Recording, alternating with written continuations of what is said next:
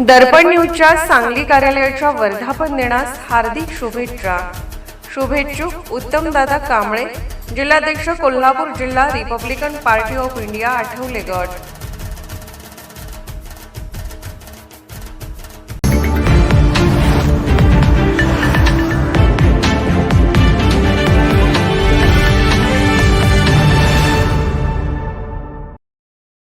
महाराष्ट्र शासनाकडे निधीअभावी विकास कामांची प्रलंबित बिले रखडल्याने राज्य आर्थिक दिवाळखोरीच्या उंबरठ्यावर असल्याचा आरोप करत कोल्हापूर जिल्हा शासकीय ठेकेदार संघ व कोल्हापूर जिल्हा कॉन्ट्रॅक्टर असोसिएशनच्या वतीने आज सार्वजनिक बांधकाम भवन परिसरात राज्यव्यापी बेमुदत धरणे आंदोलनास सुरुवात करण्यात आली.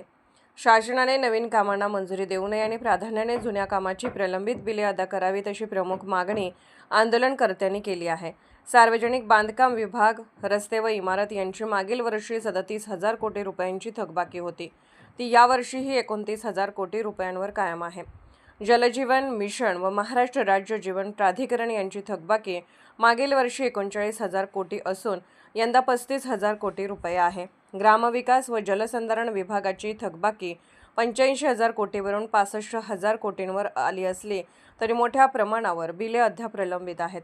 याशिवाय जलसंपदा विभागाची 11,000 कोटीवरून 9,000 कोटी, पर्यटन विकास महामंडळाची 43,000 कोटीवरून 38,000 कोटी, नगरविकास विभागाच्या विशेष निधी कामांची 27,000 कोटीवरून 21,000 कोटी, तर जिल्हा नियोजन समिती व इतर विभागांची 14,000 कोटीवरून 11,000 कोटी रुपयांची थकबाकी कायम आहे.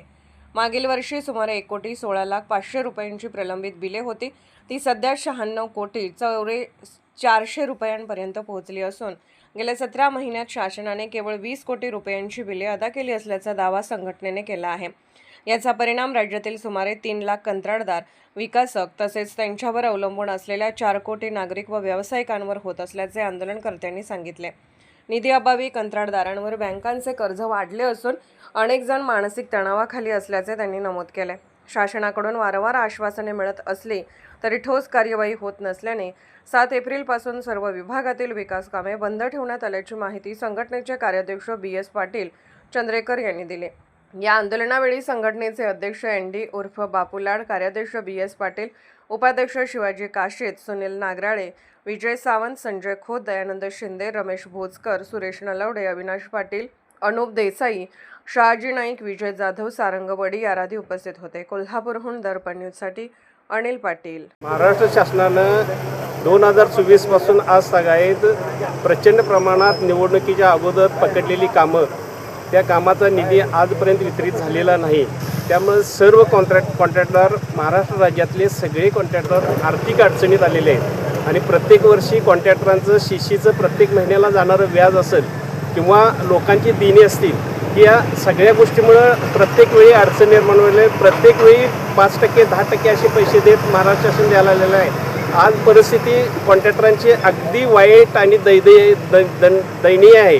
तरीसुद्धा शासनाला आमची विनंती आहे की आमची जी जुनी बिलं निघाल्याशिवाय नवीन कामं पकडून येत किंवा नवीन कामाचं मंजुऱ्या देऊन येत किंवा नवीन टेंडर होऊन येत ह्या अपेक्षित आम्ही आहे. कारण आमची जुनी देणी 2024 पासून असल्यामुळं आम्ही आर्थिक अडचणीत प्रचंड प्रमाणात आहे आणि ती आर्थिक अडचणी सोडवायचं झाले तर नवीन कामं न पकडता आमचा निधी वितरित करणं महत्त्वाचं आहे. आणि हा निधी वितरित होण्यासाठी आम्ही आजपासून इथं बेमुदत आंदोलनाला बसलेलं आहे. ह्या आंदोलनाची तीव्रता किंवा काय हे दिवसेंदिवस वाढत जाईल. आज आपण शांततेने किंवा विनंती वजा आम्ही महाराष्ट्र शासनाला विनंती करतो की आम्ही आमची देणी लवकरात लवकर देण्यात यावी. एवढंच. निर्भीड बेधडक बातमीसाठी दर्पण न्यूज चॅनलला लाईक करा, शेअर करा, सबस्क्राईब करा. मुख्य संपादक अभिजित रांजणे, दर्पण न्यूज.